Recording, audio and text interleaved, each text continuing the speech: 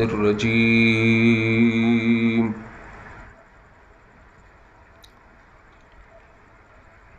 بسم الله الرحمن الرحيم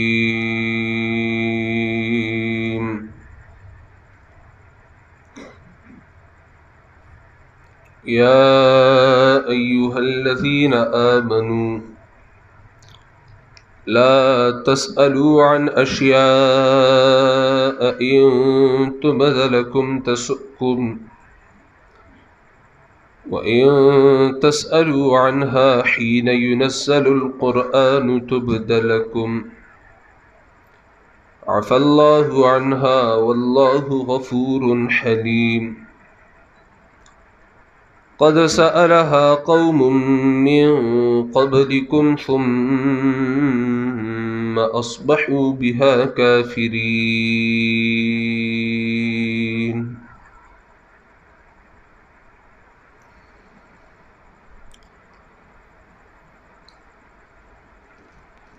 خطاب شروع کی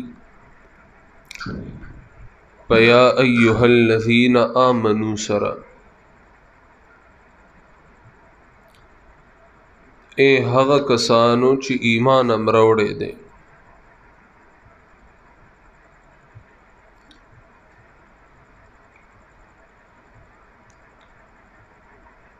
آمنو اسم دے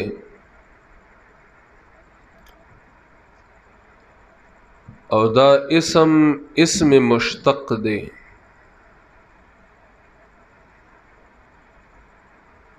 آمنو ایمان والا خلق چی ایمان روڑے دے اسم دے او کمیو اسم دے اسم مشتق آمنو دسنا مشتق دے دے ایمان نا مشتق دے او حکم چې په اسم مشتق باندې وشي نو ماده د اشتقاق دلته ایمان دی کنه آمنو اسم مشتق دی ماده د اشتقاق ایمان نو حکم چې په اسم مشتق وشي ماده د اشتقاق داغه حکم د پاره علت وي حکم کیږي لا تسألوا عن اشیاء ان تبد لكم تسؤكم خیال لساسو یا شاته حکم شوی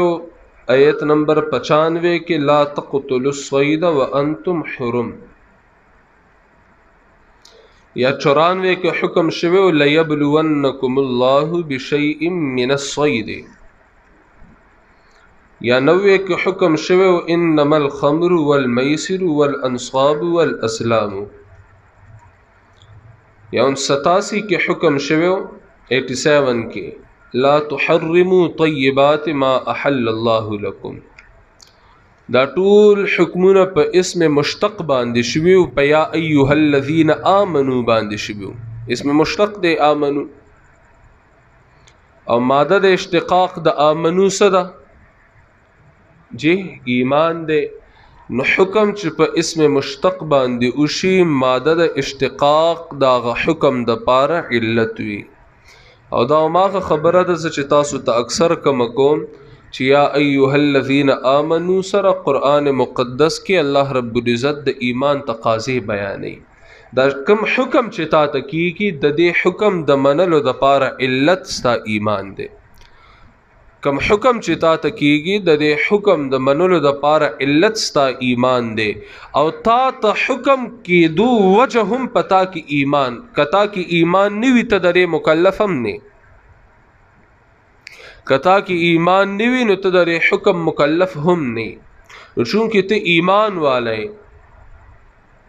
یا ایها الذین آمنوا انما الخمر والمیسر والانصاب والازلام ایمان والو شراب جواری وغیرہ حرام دي نو دا خو ما او تا د پاره دي کافر خوړو ایمان نه دی وروړي هغه د پاره خو د دې شیزونو د حلال حرام سوال نه پیدا کیږي د ټول اول بنده مکلف د ایمان وي چې چا کې ایمان نیوي درې نور احکامات خو هغه مکلف نه دی اقیم الصلاه دا حکم چاته دی ټول انسانانو ته دی نه جی نه موحدینو ته ایمان والو ته دی ځکه چې مشرک خو د منځ مکلف نه دی هغه خو منځ څه فایده نه ورکوي نو حکم چې په اسم مشتق شي ماده د اشتقاق دغه حکم د پاره علت وي سمانا ایمان والاو دا حکم چې کوم دی دی باندې عمل کول دا ستاسو ایمان تقاضا ده ایمان په لغت کې ویل کېږي یقین ته هم او تصدیق ته هم ایمان په لغت کې څه ته وایي یقین ته او تصدیق ته د تصدیق مقابل لفظ سره تکذیب دی او د یقین مقابل لفظ سره شک دی صحیح شو نو د شک او د تکذیب د دایره نه چې بهر او د یقین او د تصدیق دایره کې چې دننه الله رب العزت چې څه فرمایلی دي چې دا اومنه د هغې منل الله چې څه فرمایلی دي دا اومنه کاغه توحید دی کاغه رسالت د پیغمبرانو دی کاغه کتابونو باندې ایمان دی کاغه فرښتو باندې ایمان دی کاغه قیامت باندې ایمان دی کاغه تقدیر باندې ایمان دی دا چې کوم د ایمان اصول دي توحید دی رسالت دی فرښتو باندې ایمان دی کتابونو باندې ایمان دی آخرت باندې ایمان دی در ایمان اصول نو پدې باندې یقین کول او د دې تصدیق کول دې ته څه ویل کېږي جی ایمان دې ته ایمان ویل کېږي بیا د هر یو کس د یقین بخپل درجی وي د پیغمبر د یقین درجه ډیره اوچته د جبرئیل علیه السلام د یقین درجه ډیره اوچته نو د صحابه درجه به هم ډیره اوچته نو دا سه درجه به درجه د هر یو کس د ایمان او د یقین خپل مرتبه څومره چې نیک اعمال کوي بنده نو هغه نیک اعمال سره د په یقین کې اضافه کیږي دا اوس یو مسأله د علماء په منځ کې چې آیا ایمان کې اضافه کیږي او کنه کیږي ایمان زیاتیږي کمیږي او کنه کمیږي زیاتیږي نو دا څه مسأله نه دا څوک چې وی چې ایمان کې کمی زیاتې نه راځي نو هغه دا خبره کوي د مؤمن به اعتبار سره کم اعتبار سره مؤمن به اعتبار سره ساسونم دې کم نه ورګل شو سره هو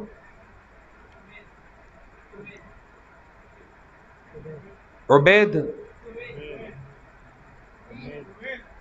ترا شدل تکینا ما سره شخته سره دلته نمو آیا جی کومیل ها کومیل زبس کومیل بم دا مسله اوس دکی ان شاء الله تعالی ایمان کمیږي زیاتیږي او کنا ایمان کې زیاتواله او کمواله راضی او کنه راضی دا زموږ سوال دی کومیل جواب به مونږه دا کوو چې بعض علماوی چې ایمان کې کمی زیاتې نه راځي او بعض علماوی چې ایمان کې کمی زیاتې راځي څوک چې وی چې ایمان کې کمی زیاتې نه راځي نو هغه وی چې دا د مؤمن به اعتبار سره کم اعتبار سره مؤمن به اعتبار سره مؤمن به یعنی کوم شیزونو باندې چې ایمان راوړل ضروری دي کوم شیزونو باندې چې ایمان راوړل ضروری دي زه تاسو ته الله باندې ایمان راوړل دي فرښتو باندې راوړل دي کتابونو باندې راوړل دي قیامت باندې راوړل دي تقدیر باندې راوړل دي مرګ نه بعد دوباره جون فرښتو باندې دغه شیزونه دي کنه آیا پدې کې څه اضافه کې دي شي خو کوم شیزونه چې دی هغه اسی هم دی کدی کې ستا په یو شیز باندې هم ایمان نه وي خو اړو ایمان نه دی د کمی خو پکې سوال نه پیدا کیږي مؤمن به اعتبار سره خبره ده دې کې کستا په یو شی باندې هم ایمان نه وي هغه ایمان دی هغه ایمان نه دی او د زیادت سوال پکې نه پیدا کی کته پکې زیادت کې هم کفر ته پرسه. اهل تشیع په دې کې د امامت اضافه کړي ده، نظریه د امامت. نو شیعاګانو په نسبت د ایمان اصولو کې یو بنیادی اصل نظریه د امامت ته چې الله رب العزت مختلف اوقاتو کې امامان را لیږي. خو هغه سلسله هغې په 12 باندې ودرولې ده. امامان را لیږي او هغه امام هغه سره دا اطارټي وي، دا اختیار وي چې هغه د شریعت یو حکم منسوخ کی، ختم کی، چې بس اوس په دې عمل نه کیږي. هغه سره دا اختیار وي چې یو نوې حکم د الله له طرفه راوړي، ځکه هغه ته هم د الله له طرفه وحي کیږي او هغه د هر ګناه نه معصوم وي. نو دا د هغې په نیز د ایمان د اصولو نه ده. یعنی یو کس که نظریې د امامت نه انکار کوي، د هغې په نیز باندې دی د اصول دین نه، د دین د بنیادونو کې د یو بنیاد نه منکر دی. او اصول دین کې زمونږ په نیز هم اصول دین چې زمونږ په نیز کوم اصول دین دي، یو کس د آسماني کتابونو نه انکار کوي دی مسلمان دی که کافر؟ یو کس د پیغمبرانو نه انکار کوي دی مسلمان دی که کافر؟ د الله یووالي نه انکار کوي دی مسلمان دی که کافر؟ قیامت نے انکار کی مسلمان دے کا کافر؟ جی ولی کافر دے ذکر اصول دین کے دے یو اصل نہ انکار کی. دا سره کنه دا د دین د اصولو کې د یو اصل نه انکار کی. دغه رنګ د اهل تشیع په نسبت موږ قطعا مسلمانان کې دی نشو، ځکه چې راغي په نس کم د دین اصل له امامت مو خدای نه انکار کوو، مو خو مغه ته کفر وایو. دا خو د ختم نبوت نه انکار نه دی. او بل امامت نظریه کې دا هم ده چې امام ته جمیع ما کان و ما یکون هر څه معلومي څه چې شوي دي او څه به چې کېږي هغه د هغه په علم کې نو توحید نه انکار نه. نو څه چې زمونږ په نیز کفر دی هغه د هغې په نیز ایمان دی، څه چې د هغې په نیز ایمان دی هغه زمونږ په نیز باندې کفر دی. کم شی نه منل چې د هغې په نیز باندې کفر دی زمونږ په نیز هغه منل اسلام دی. کم شی نه منل چې د هغې په نیز باندې کفر زمونږ په نیز باندې د هغې منل کفر دی. فرق شته که نشته؟ نو څنګه هغې زمونږ په نظ مسلمانان او موږ د هغې په نظ مسلمانان کېدی شو؟ خو داسې یو منافقت دی، دې طرف عالم منافقت کوي، هغه طرف عالم منافقت کوي. خیال دی ستاسو که نه؟ منافقت نه سوا نور هیڅ نه دی. خو بس دا شوقي چې یاره موږ ډېر رواداري کوو، موږ چا باندې فتوا نه لګو. د الله بنده هغه د پیغمبر په بیبیانو باندې فتوی لګي، د پیغمبر په صحابو باندې فتوی لګي، په ابوبکر او عمر باندې فتوی لګي. او تاکہ دومره دینی غیرت نشته، بے غیرت ہے چې ته په هغې باندې فتوا نشي لګولی، نو ته ځان ته عالم داسې شوي او ته ځان ته مسلمان په کومه ژبه وي. قرآن مقدس کې د تحریف عقیده زمونږ په نسبت باندې قرآن مقدس باندې ایمان چې دا کامل کتاب دی، دا د ایمان د اصولو نه دي. هغې په نسبت باندې قرآن کې تحریف باندې متواتر روایات دي، متواتر روایات دي د هغې په نسبت. صحیح ده که نه؟ او ستا او زما مخکې هغې دا خبرې نه انکار کوي، تقیه کوي، خپله عقیده پټوي. اجي سے پوه شوي که نه؟ پوهېږي که نه؟ صحیح، ماشاءالله. نو اصول د دین مؤمن به اعتبار سره، یعنی کوم شیزونه باندې چې ایمان روړل دي د مؤمن به اعتبار سره ایمان کی کمی زیاتې نشي راتلی. هغه ټیم راتلی شو کله چې قرآن نازلېدو. لکه ګوره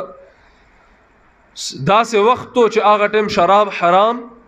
حرمت بیان نه و راغلی، خیال دی که نه؟ نو بس هغه پورې چې د ایمان کم احکامات و کم اصولو د الله چې کم حکمونه و چې څومره راغلي و هغه منل ایمان و که نه؟ خو بیا د هغې نه پس چې نوی حکم راغو هغه نوي حکم باندې ایمان راوړل لازم و. ستا خیال دی که نه دی خیال؟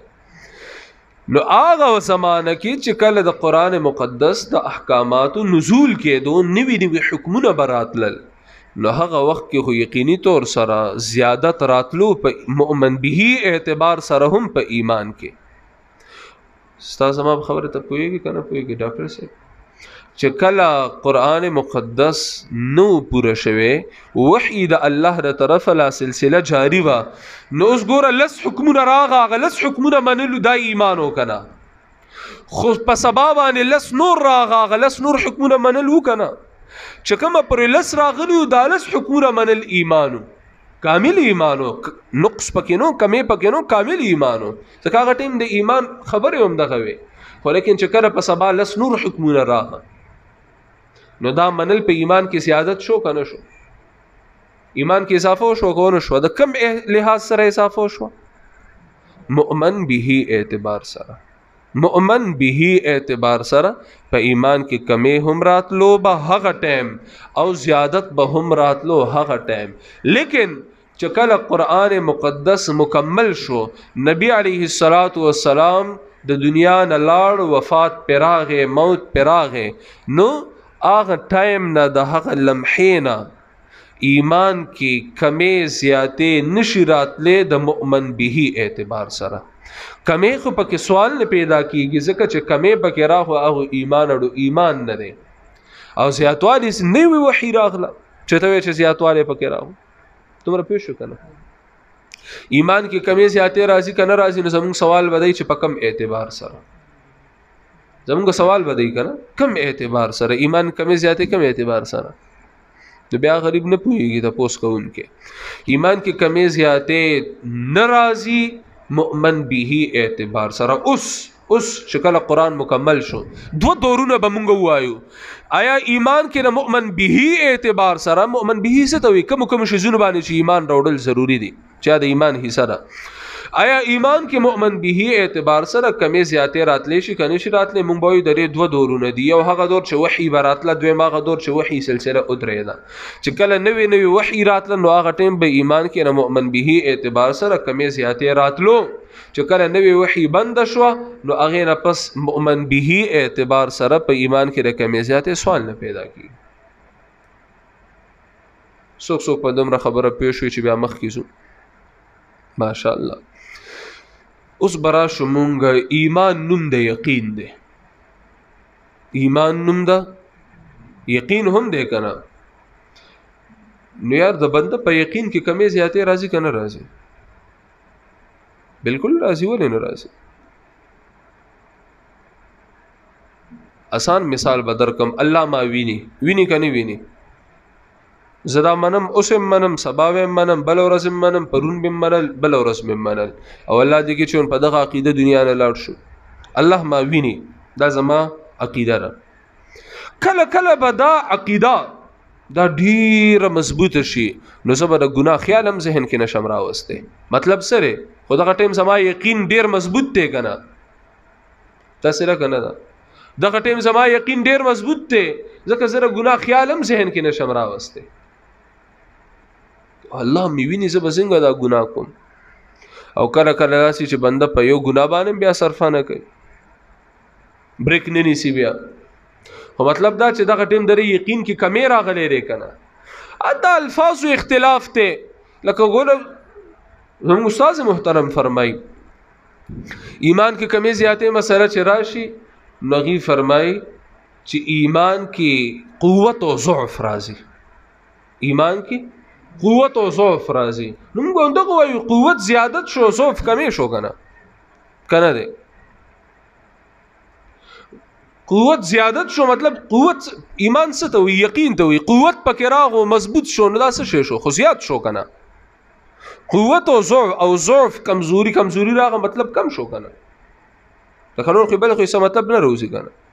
ایمان کې قوت او ضعف راځي، دې کې باندې خو هېڅ اختلاف نشته. خو چې دومره دی وویل چې قوت او ضعف راځي، خو دا قوت څه شی دی؟ زیاتېدل دي که نه؟ د یقین زیاتېدل دي، او ضعف کمزوري یعنی د یقین کمیدل دي. هغه حدیث شریف چې کوم دی چې کله یو بنده زنا کوي نو هغه ټایم په هغې کې ایمان نه وي، هغه نه ایمان بهر ښودی شوی. خیال دی ستا چې کله یو کس زنا کوي هغه کې هغه ټایم ایمان نه وي. مطلب یې څه دی؟ په الله یقین نه وي که نه؟ د هغه یقین ډېر زیات کم شوی ځکه خو ګناه ارتکاب کوي. ورنه که د یقین کې کمې نو راغلی، ایمان کې کمې نو راغلی، ایمان په ده کې و یعنی په الله یقین په ده کې و، ده به څنګه دا ګناه کړی و؟ د ګناه سوال نه پیدا کېدو. نو ایمان کې کمې زیاتې راځي که نه راځي؟ نو جواب دا دی چې کوم اعتبار سره. که ته دا وې چې ایمان کې کم، لکه ګوره د دې مثال زه تاسو له در کوم. امام ابو حنیفه رحمت الله علیه فرمای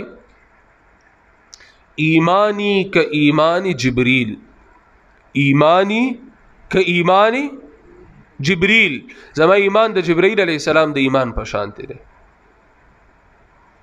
دا خبره په ظاهر ډېره خطرناکه ده. چرته جبريل ایمان او چرته یو امتی ایمان د پیغمبر صلی الله علیه وسلم د امتی ایمان د یو عام بنده ایمان خیال لستا کنه.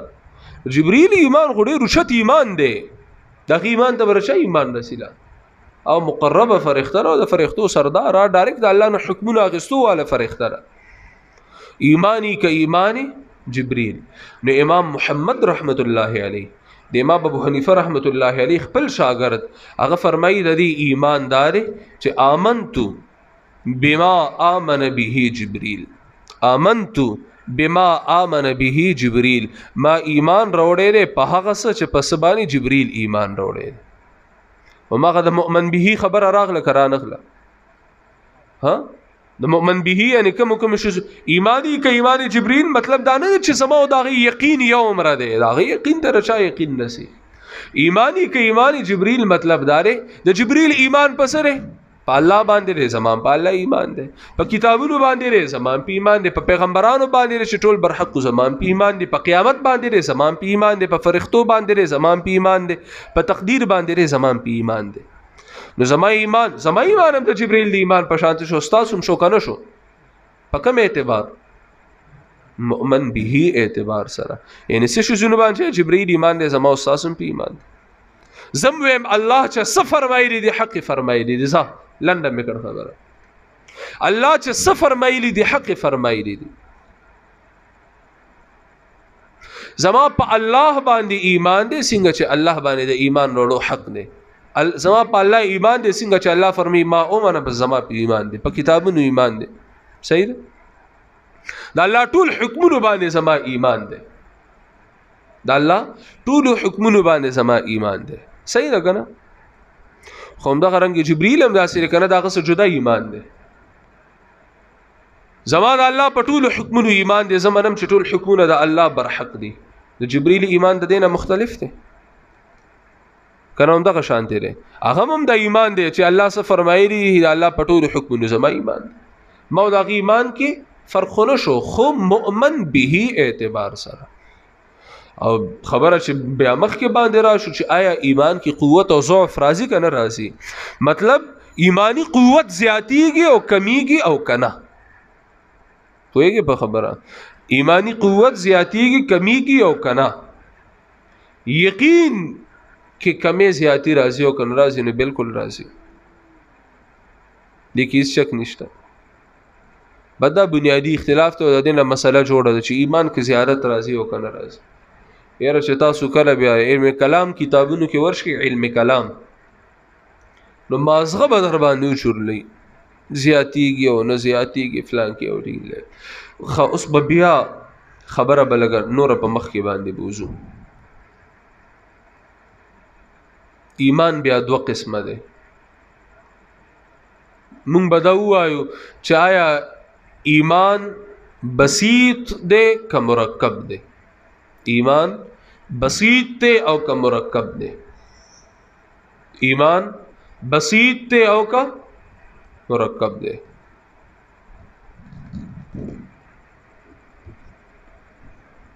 بسیط او مرکب باندې بم پویوم بسیط دی ته وي آیا ایمان صرف د یقین نوم دی آیا ایمان صرف د یقین او د تصدیق نوم دی او کنا ایمان نوم د یقین دی د نیکو اعمالو دی او په جبه باندې د اقرار دی خیال نستا دا دو خبرې دي کنه آیا ایمان صرف نوم د یقین دی آیا ایمان صرف نوم د یقین دی او کنا ایمان نوم د یقین دی تصدیق قلبی په جبه باندې اقرار او په اندامونو باندې عمل چې څوک ایمان صرف نوم د تصدیق قلبی دی د یقین دی نو مطلب دا ایمان بسیط دی او چې څوک ایمان مرکب دی داغه مختلف اجزا دي سو اجزا شو درې کنه د مرکب ایمان سو اجزا دي یقین په نسبت دی کم یقین دویم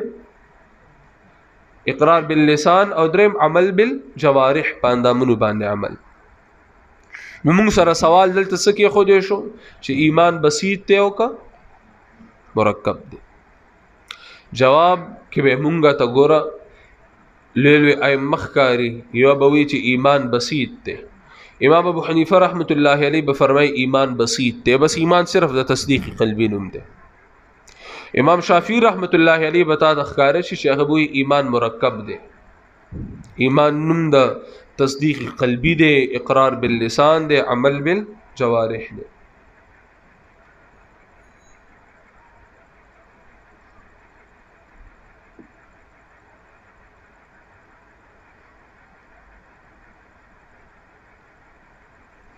امام ابو حنیفه رحمت الله علیه و فرمایي چې ایمان نوم صرف د تصدیق قلبی دی، ایمان بسیط دی. امام شافعی رحمت الله علیه فرمایي چې ایمان مرکب دی، یعنی تصدیق قلبی، اقرار باللسان، عمل بالجوارح. په نور خبر اور رسیدي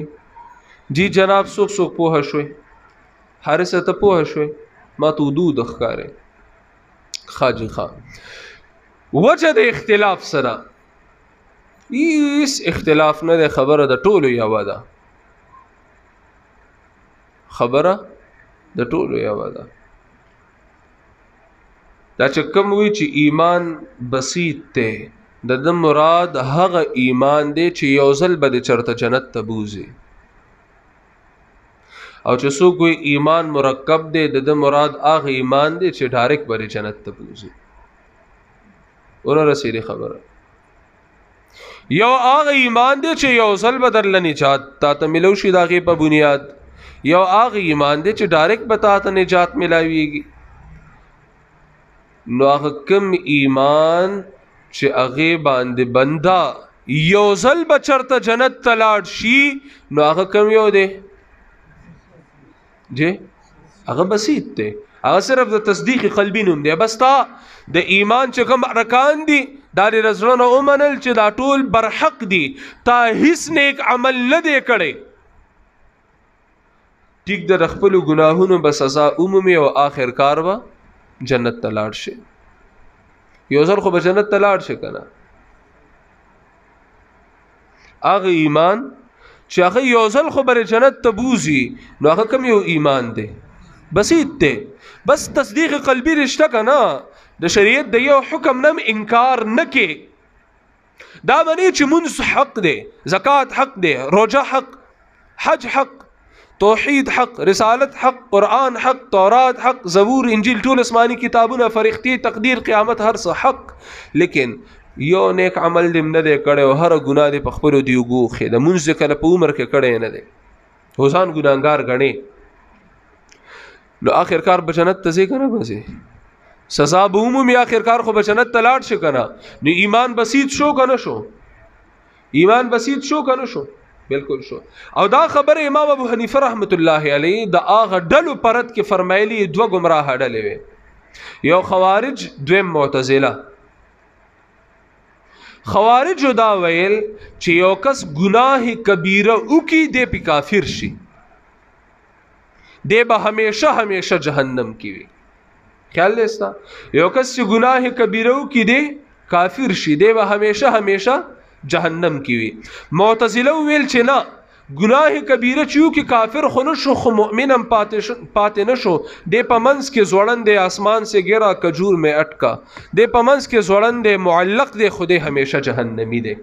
په دې خبره ورسېږې که نه؟ خوارج وسویل گناہ کبیره سره کافر شوی، معتزله وی کافر نشوی خو مؤمن هم پاتې نه. خو د دواړو پرې اتفاق دی چې ته به همیشه همیشه دپاره جهنم کې. امام ابو حنیفه رحمت الله علیه فرمایي نه جنا، ایمان خو بسیط دی، هغه ایمان چې یو ځل به تا جنت ته بوزي، چې تا همیشه دپاره جهنم تتلو نه بچ کوي، نو هغه خو بسیط دی، هغه نوم د تصدیق قلبی دی. اے ډاکټر صاحب ورسېدې کو نه رسېدې په خبره پوه شوې؟ ماشاءالله. او د امام شافعي رحمت الله علیه په دور کې یو دوه نورې ګمراه فرقې وې، یو خو جهمیه او بله کومه ډله وه یار؟ قدریه. جهمیه چې بله قدریه کنو، بهرحال خو د جهمیه دا عقیده وه چې یو کس ایمان راوړو که نه، ما ته غوږ شه دا ډېره خنده عقیده ده چې ایمان راوړو کدی ایمان راوړو نه پس کفر هم کوي بده همیشه جنت تسیس کدی یو ځل خو ایمان راوړي خبره دی ډیره اسانه کړو چې ایمان یو کس راوړو دیکه کفر هم کوي کنه نو دیبا جنت تزي او یو بل گمراه ډله نو هغې ویل چې کفر خبره خو هغې نه کوله خو هغې ویل چې یو کس ایمان راوړو نو هغه که ګناهونه کوي دی به ډایرکټ جنت ته ځي او مثال یې پس پیش کولو لکه یو کس دی کفر کوي هغه له دغه نیک عمل څه فایده ورکوي یو کس کفر کوي ورسره نیک اعمال کې دی به جنت ته لاړ شي نو یو همدغه رنګ یو کس ایمان راوړی دی که دی ګناهونه کوي دی به جهنم ته نه ځي دی به ډایرکټ جنت ته ځي دا دواړه ډلې وي کنه دې څه ویل چې ګناه بنده له هیڅ نقصان نه ورکي ډایرکټ به جنت ته ځي امام شافعي رحمت الله علیه فرمایي نه جی نه ایمان خو مرکب دی دا کوم ایمان چې تاسو یادوي چې بنده به ډایرکټ جنت ته بوځي هغې دپاره تصدیق قلبي سره د عمل هم ضرورت دی هغې دپاره به نیک عمل هم کې نو هله به ډایرکټ جنت ته ځي کم ایمان چې یو ځل بر جنت ته بوځي بسیط دی امام ابو حنیفه وایي ایمان بسیط دی همیشه خو به جهنم کې نه آخرکار به جنت ته ځي هغه ایمان چې یو ځل به تا ته جنت میلو شي هغه بسیط دی که مرکب دی بسیط دی خو هغه ایمان چې ته وایې چې ډایرکټ په جنت ته لاړ شم هغه بسیط دی که مرکب دی مرکب دی هغې لپاره تصدیق قلبي سره د نیکو اعمالو هم ضرورت دی که نه او هر چې اقرار باللسان دی نو هغه د دنیاوي احکاماتو جاری کېدو دپاره ضروري دی هر چې اقرار باللسان دی نو هغه د دنیاوي احکاماتو جاری کېدو دپاره ضروري یو کس دی هغه نن په دې ساعت د زړه نه ومنل چې اسلام حق دین دی دا څه چې اسلام وی دا هر څه حق دی د اسلام په مقابل کې چې څومره ادیان دي دا ټول باطل دی زړه نه ومنل که نه خو لیکن دی نن شپه مړ شو اړو اعلان یې وکړو یا د انتظار کولو د یو میاشت دوه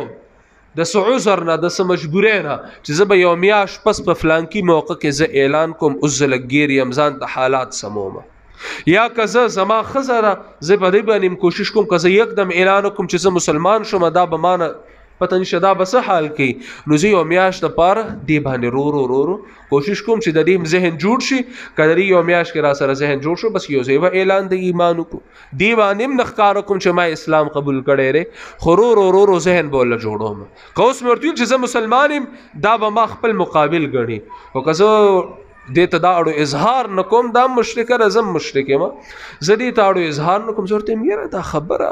لږ خو ته کې ټیک کار یا لږ سوچ فکر کوو هغې خو هم څه غلط خو به نه وي یا وغیره او دې په دې میاشت کې دننه مخکې د اظهار نه مخکې د اعلان نه دی مړ شو جی د الله دربار کې دی جنتی دی که نه دی ایمان خو یې راوړی دی که نه یار خو دی به د مسلمانانو قبرستان کې نه دفن کېږي دنیاوي احکامات خو پې نشي جاري کېدی ته خو اظهار نه دی کړی که نه مسلمانان خو عالم الغیب نه دي دی له مسلمانانو قبرستان کې نشي دفن کېدی د جنازه نشي کېدی دته دعا نشي کېدی چې اللهم اغفره وارحمه ولا تعذبه بحق لا اله الا داسې نشي کېدی چې زم ورغه حافظ صاحب محمد او ډاکټر صاحب ځان سره بوتل الا یو دعا به جمع وکړو سليمان راغو یو دعا به یاد کړو نو ستاسو نوم دی کومیل راغو چې یو ځل بیا به دعا وکړو نه چې نه داسې نشي کېدی صحیح ده احکام دنیاویه جاری کېدو دپاره اقرار باللسان په ژبه باندې اقرار هم شرط دی نو ایمان بسیط دی که مرکب دی پرې پوه شوئ چې څوک وایي بسیط دی هم ټیک وي چې څوک وایي مرکب دی هم ټیک وي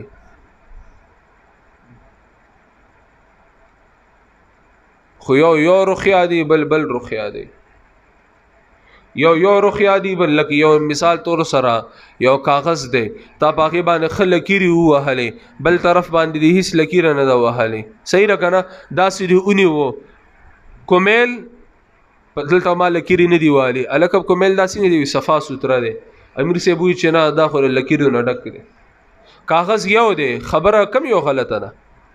یو وی صفا سوتره دی بل وی لکیرو نه ډک دی خبره ده کم یو غلطه ده د یو نه غلط یو پهلو سره خبره کوي بل پهلو سره خبره کوي. نو ایمان بسیط دی که مرکب دی؟ سوال دار کم اعتبار سره. بس اوس دخل ته کس لبریک وهلو نور دی نه دی خبر اعتراض کوونکې. ایمان بسیط دی که مرکب دی؟ کم قسم ایمان یاد هغه ایمان بس نور ته مه پوهوه پوهېدو کم کس چې ځان پوهولو والي یا پوهې که زه دین عادي مه پوهوې زه په مخه دی ښه چې را زده کړې بیا راشه. جی یو هغه ایمان دی چې هغه یو ځل بتا جنت ته بوځي منجیه فی الجمله منجیه فی الجمله یو ځل بره جنت ته بوځي او یو داري چې ډایرک بره جنت ته بوځي منجیه بالجمله. دا اصطلاحات دي. منجیه فی الجمله یو ځل بره جنت ته بوځي جهنم د بره رو باسي. منجیه بالجمله چې ډایرک بره جنت ته بوځي. نو هغه ایمان چې یو ځل وتا ته نجات ملو شي نو هغه یو ځل بچرته ته جهنم نه بچ شي نو هغه د پاره ته ایمان د تصدیق قلبی نوم دی ایمان بسیط دی. او دا خبره چې امام ابو حنیفه رحمت الله علیه دا فتوا کړې و نو دا په کوم بنیاد کړې و؟ مخې ته هغه گمراه فرقې وي چې هغوی ویل چې ګناه سره بنده ګناه کبیره سره بنده همیشه جهنمی شي. نو یې فرمایل چې نه همیشه جهنمی نه دی. هغه دوه فرقې را یاد شوې. امام شافعي رحمت الله علیه په دور کې دوه فرقې وي یو مرجیه یو جهمیه. یو مرجیه ما وختي قدریه ویلو زه غلط شوم زه قدریه خو هغه ډله چې هغه تقدیر نه انکار کوي. یو مرجیه بل جهمیه. جهمیه د ابوالجهم والا ډله وه. مرجیه څه وایي چې یو کس ایمان راوړو اوس دله د ګناهونه هیڅ نقصان نه ورکوي سترګې پټېدو سره به ډایرک جنت ته ځي. دا مرجیه وایي. جهمیه په یو بل قدمم چې یاره هغه څه وایي چوټې میاں بڑی میاں تو بڑی میاں چوټې میاں سبحان الله دی پرې تاسو نه مونږ یو بل قدم مخکې درخلو تاسو وایي چې ښه ګناه کبیره سره بنده هم به ډایرک جنت ته ځي مونږ دا وایو چې کفر مکي مؤمن هم به جنت ته ځي. صحیح ده که نه؟ امام شافعي رحمت الله علیه فرمایل چې جناب کوم ایمان چې تاسو یادوي چې بنده به ډایرک جنت ته ځي نو هغې دپاره ضروري څه شی دی؟ هغې دپاره ایمان هم ضروري دی عمل صالح هم ضروري دی او هر چې اقرار باللسان دی نو هغه د څه لپاره ضروري دی؟ د دنیا احکامات پتا باندې لاګو کېدو دپاره که نه جنازې دپاره دغه رنګې کفن دفن د مسلمانانو په قبرستان کې دغه رنګې تعزیت کې دعا یو خو تعزیت داسې دی چې هغه لواحقینو ته وی چې یار تاسو له دې الله صبر درکړي نو دا خو کافر سره هم کولی شي خو یو مشرک په تعزیت کې دا ویل چې الله دې ورته مغفرت وکړي دا حرام دی دا ناروا دی قرآن مقدس د دې نه منع کړی دا. ورسېرې په خبره که نه دا خو د ایمان بسیط او مرکب بحث شو او دې نه مخکې چې کوم ما تاسو بحث وکړو هغه به بیا مختصرا پرې راشم. آیا ایمان کې کمې زیاتې راځي او که نه راځي؟ نو جواب دا دی کم اعتبار سره ایمان کې کمې زیاتې نه راځي د مؤمن به اعتبار سره. مونږ به دا وایو چې مؤمن به اعتبار سره ایمان کې کمې زیاتې راځي که نه راځي د دې څو مرحلې دي؟ دعا مؤمن به اعتبار سره ایمان کې کمې زیاتې راځي نه راځي د دې څو مرحلې دي؟ اوه ستړي یې لکه چې ډېر مؤمن به اعتبار سره ایمان کې کمې زیاتې راځي نه راځي د دې څو مرحلې دي؟ دوه مرحلې دي. یو مرحله چې کله وحی نازلېده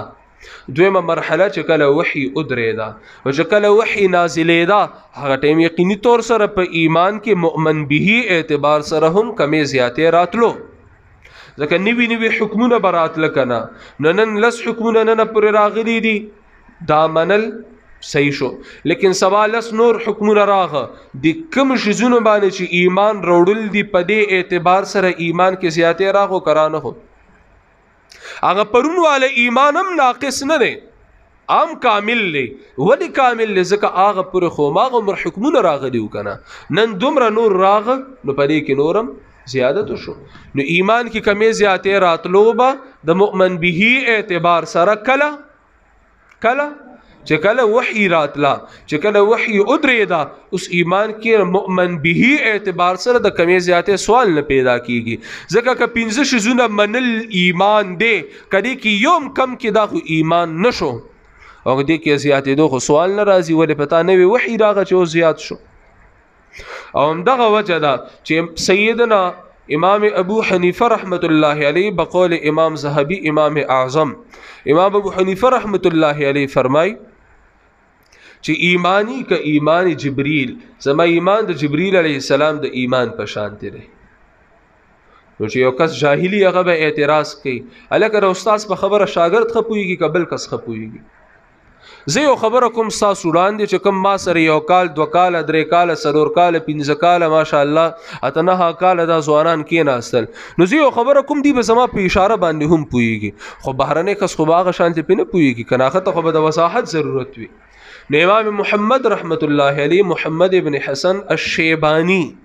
امام محمد رحمت الله علیه محمد ابن حسن هغه فرمایي چې د دې مطلب سره آمنت بما آمن به جبريل سبانه چې جبريل عليه السلام ایمان وروړي دي امام په هغه شیزونو ایمان وروړي دي زما ایمان د جبريل له ایمان پر شانته لري سمانه پس چې داغي ایمان دی په هغه سم ایمان دی نو ایمان کې اوس کمی زیاتې سوال نه پیدا کیږي د مؤمن به اعتبار سره کته وی چې زیادت پکې راځي مطلب دا چې بیا خو د ایمان اړو ایمان نو تر اوسه کنه چې زیادت پکې راغو کته وی کمی پکې راځي نو یار چې کمی پکې راغو نو هغه ایمان نه دی چې زیادت پکې راځي مطلب دا ایمان نو چې کمی پکې راځي مطلب دا ایمان نو چې کمی پکې راغو چې اوس چې کمی پکې راغو ایمان پاتې نشو نو مؤمن به اعتبار سره کمی زیاتی سوال نه پیدا کیږي هر چې دی خبره مونږ راولو چې ایمان نوم د یقین دی ایمان نوم د یقین دی نو نیکو اعمال سره یقین کې اضافه کیږي کنه کیږي بد اعمال سره په یقین کې کمی راځي دا دلیل د چې نیک اعمال کې دا دلیل لري چې دغه ټیم ستا ایمان کې اضافه شوی د ستا یقین کې اضافه شوی ده ته چې بد اعمال کې د دلیل لري چې دغه ټیم ستا د الله رب العزت په لیدو باندې او د الله رب العزت په حکمونو باندې یقین کولو کې کمی راغلی سوک پوها شوی په دې باندې ماشاءالله ګوره په لنډو الفاظو کې پوها شوی نو یا ایها الذین آمنوا حکم پس باندې وشو حکم وشو الذین آمنوا اسم مشتق دی کنه دی اسم مشتق دی کنه دی مادر اشتقاق صدا ایمان آمنو لفظ ایمان والا خلق آمنو ایمان والا آکسان چې ایمان وروړي دی ایمان والا نو د دې لفظ د ایمان والا د دې روټ سره ایمان دی کنه اسم مشتق الذين آمنوا مادر اشتقاق ایمان حکم سره دلتا لا تسألوا عن اشیاء سبب ان شاء الله تعالی تفصیل کو حکم لا تسألوا عن اشیاء ده حکم په اسم مشتق شوی دی کنه جناب حکم الذين آمنوا باندې شوی دی کنه حکم چې اسم مشتق باندې اوشي ماده د اشتقاق چې ایمان دی دلته ماده د اشتقاق دا حکم د پاره علت وی مطلب دا چې راکم حکم تا نه کیږي دا تقاضا ده ایمان ده ٹھیک ده کنه یلکه یار تو خود دومره نیک کزوی تو دومره نیک کزوی نو ته بدا سے کار کې مطلب دا چې ته د نیک کزوی نو تا سره دا کار نه خی چې دا سے کچا کارو کې خیال لکنه ته د یو نیک کس فرزند دی دا خبره تا نه درې تقاضا کوي چې ته بے حیا او ناروا کار نه ځانو سات مثال شو کنه حکم چې اسم مشتق باندې شي ماده اشتقاق دا حکم د پاره علت قرآن مقدس کې چې هر ځای یا ایها الذین آمنوا ګوري بس پوه شي چې دا تقاضا ایمان بیانېږي اگر اشماري اگر جمع کوي تقاضی د ایمان سدی د قرآن پرانا کې اسانه نور منځ کې خمشتا خو یا ایها الذین آمنوا شګوره بس دا تقاضی د ایمان را جمع کوا الله دې مونږ او تاسو ټول ایمانونه زیات او مضبوط کی او تقاضی د ایمان پوره کول توفیق دې راکړي واقول قولی هذا استغفر الله